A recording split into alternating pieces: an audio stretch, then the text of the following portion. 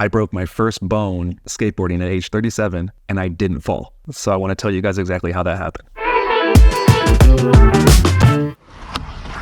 Anytime I tell this story to anyone, oh, what happened? What happened? I'm like, yeah, it was skateboarding. Then I have to follow it up with, but I didn't fall. And they're like, what? Keep watching and I'll explain the whole thing. I called my wife and I was like, don't be mad. And I was like, but something happened to my thumb when I was skating. And that's always the thing, as you're older and you're skating, especially it's my right hand, and this is actually the first bone I've ever broken skateboarding. I broke it at the base, about right there, and it was angulated, which means it was kind of like at an angle. I'll pull up the picture to show you. I have 3 external pins in my thumb, 2 on this side, 1 right here, drilled through my bone, popping out of my skin. I was told it looks like I have some fish hooks coming out of my skin or something. So I couldn't just do a cast because they said it wouldn't hold, it would move out of place, and this is my dominant hand, I'm right-handed. I use it for the computer and for the work I do, so I wanted to make sure that I heal in the best way possible. Anyways, so my right hand went from looking like this to looking like this. It's an interesting story how this happened, so I just wanted to share that. It's super random. I almost didn't even come here the day that I broke this though. I just thought, you know what, let me get the kids out. Let's go over to the park for a bit and let's play, and then, I'll bring my board. I always bring the board and I can mess around a little bit.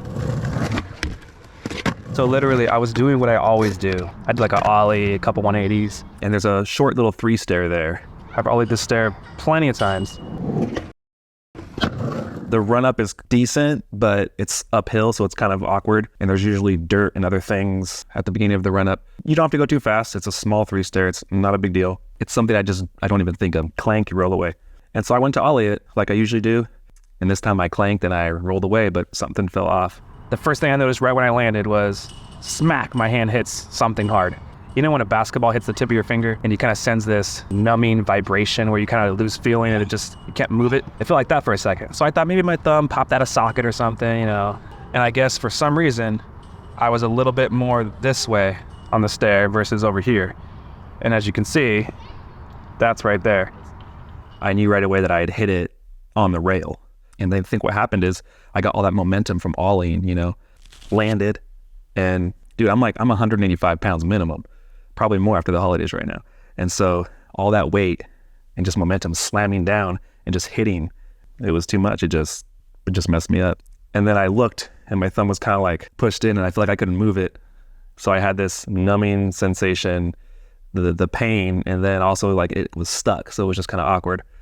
Luckily, my younger son had an ice pack with him that he brought. So I just grabbed that ice pack and kind of just elevated it and kept it up. So we went to the emergency department just so that's the only place that was open. We can get x-rays. I was hoping maybe it was just dislocated and they were just going to say, oh, it's fine. Yeah, why don't we just pop it back in? So I got the x-ray and they said, no, it's broken. Luckily, the next day I was able to get an appointment with a orthopedic specialist and they took more x-rays, checked me out, and he said, hey, the way to do it is these external pins. That's where I'm at now. And they're going to come out in a couple days. And then right after that, we're going to be taking my kids snowboarding. It's their first time snowboarding ever. And it's my first time snowboarding in probably about over 12 years. So I'm going to get a custom splint that's going to help provide some extra support. It'll be slim and I can put a glove over it. The only other bone I've broken was snowboarding. And that wasn't even a real break. It was my left wrist. And it was what they call a hairline fracture. Honestly, I don't even think if I was wearing a wrist guard, if it would have helped, because this whole part on a wrist guard is exposed. Maybe it could have. I have no case against or for wrist guards other than I might wear them for a bit because I feel like I'm going to be a little sketched out, especially for the first few months afterward. It's still going to be extra vulnerable, but I'm itching to get out there and skate. If I'm trying something sort of new, I feel like I might fall or slip out and, hit my wrist. I'll wear the wrist guards. This was just not one of those days. I took a couple falls at Venice trying the drop in there. And I was fully padded up, wrists, elbows, knees, butt pads, helmet. And so, man, dude, it's random. The way that these things happen, it's never what you expect. Take of this what you will. I really just wanted to do a little update. I know I don't have that many subscribers and I don't get that much traffic or anything, but for the people who have been commenting and the small community here that I've been interacting with throughout these past couple months, I just felt like I wanted to bring some sort of explanation to why I was going really hard with the videos and then all of a sudden just stopped. And so this is why. I have been working on another video to my kickflip video. Since then, I've still gotten a lot of comments on the first video, so I'm still going to do a third one. For now, though, I'm going to heal. I'm going to go to Mammoth, have some fun with the family, kind of start getting back into skating again and then seeing where it goes.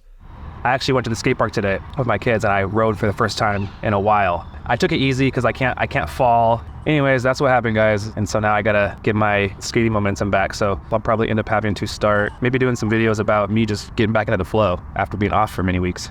Anyways, thanks guys.